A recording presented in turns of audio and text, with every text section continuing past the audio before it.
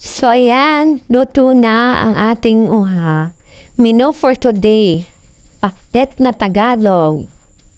Pakbet from Nueva Ecija, no? Ayan. Ayan ang mga pakbet ng mga Nueva Ecija, no? Ayan, like ito. Mayroon kaming ditong nilalagay na repolyo. At ito,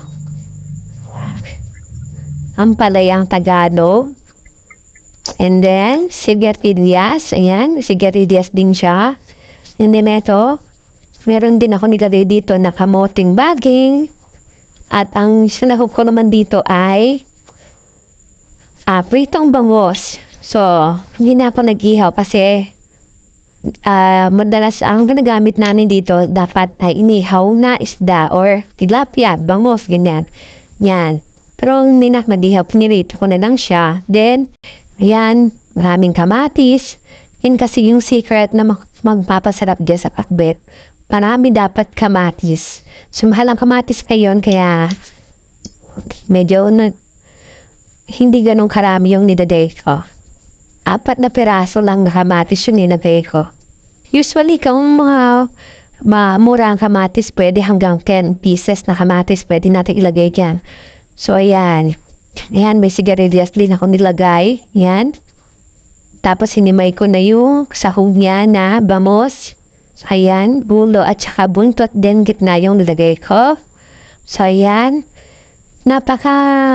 Sarap kainin ito at napaka-sustansya kasi hindi dumaan sa kisa or sa mantika. Ganyan lang ang prefer niyan. Pakukuluan mo lang. Yan. This is my menu for today. Yan. So, mga karitos, napaka-lasa niyan dahil walang mantika, ano lang siya, kailangan lang talagang i-boil mo, then ayan, luto na ang pakbet Tagalog. Yan o, sarap!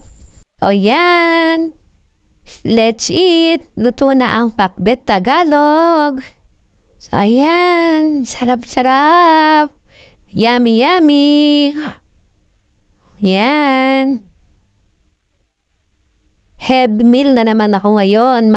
So, napakasimpleng ulam, madaling lutuin, then, ang sarap naman talaga. Hindi ko siya pagpapalit sa karne. Yan. So, let's eat!